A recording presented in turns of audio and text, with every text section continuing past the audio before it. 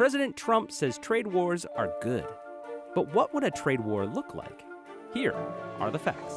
With his proposal to slap a 25% tariff on steel imports and 10% on aluminum, President Trump wants to protect those industries in the U.S. That's called protectionism.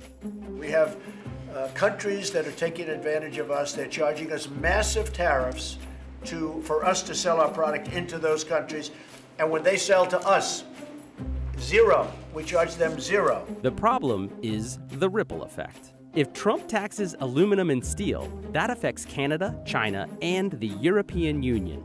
They could retaliate in stride. Canada could stop importing California wine, and it could get personal.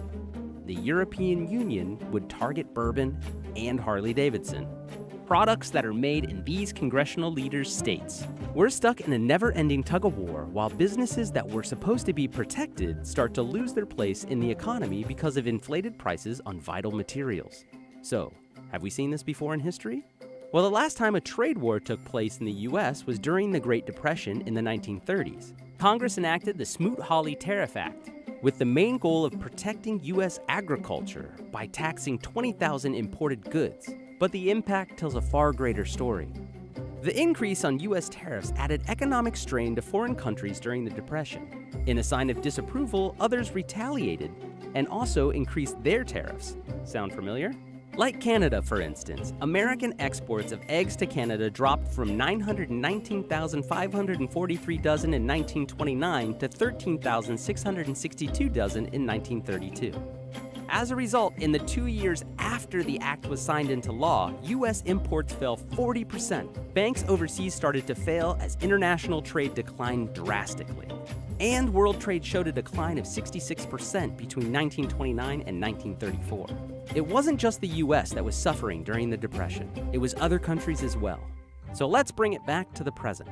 Trump's tariff law is expected to assist U.S. steel and aluminum producers who have long complained about unfair competition overseas. We know when it's completely unfair. We are not protectionists. We want a level playing field. It's for our employees to support our customers. And when we get this right, it will be great for the United States of America. We have to get this done. However, it may not be so easy after all, especially for American consumers. This kind of action is not going to bring back the kind of jobs that we had decades ago in the steel industry and the aluminum industry. If implemented, steel and aluminum tariffs could hurt domestic industrial manufacturers that rely on these commodities as key raw materials in production.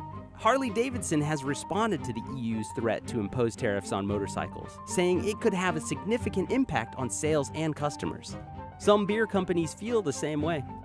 So are trade wars good, as President Trump asserts? Like most things in the economy, it depends on where you sit.